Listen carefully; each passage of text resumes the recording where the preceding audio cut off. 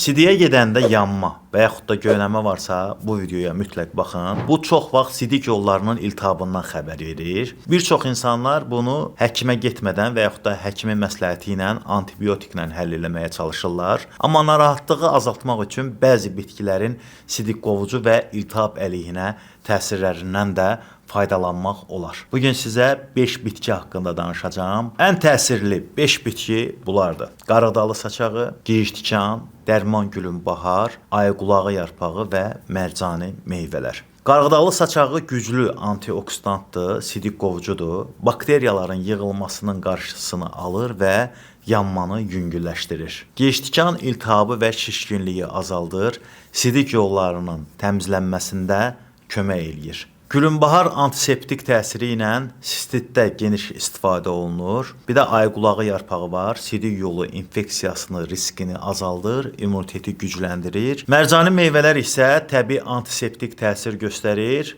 Bakteriyaların çoxalmasının qarşısını alır. Bol su ilə qəbul edəndə təsiri daha güclü olur. Sizə bugün Nuronit 25 adlı bir qida əlavəsini təqdim eləmək istəyirəm. Bax, bayaq saydığım bütün bitkilər bu tabletin içərisində var.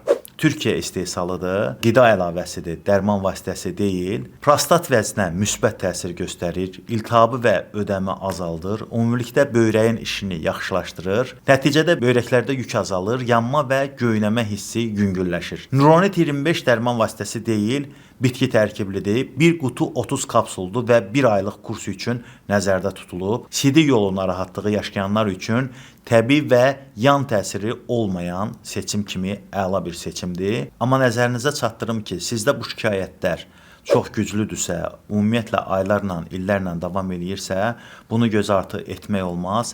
Həkimlə məsləhətləşmək yaxşı olar. Nuronit 25-i həkim və əzacların tövsiyəsi ilə əksər apteklərdən və nutriko.az saytından əldə edə bilərsiniz. İzlədiyiniz üçün təşəkkürlər.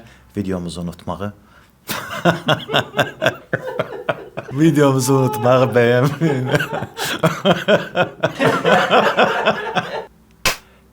İzlədiyiniz üçün təşəkkürlər.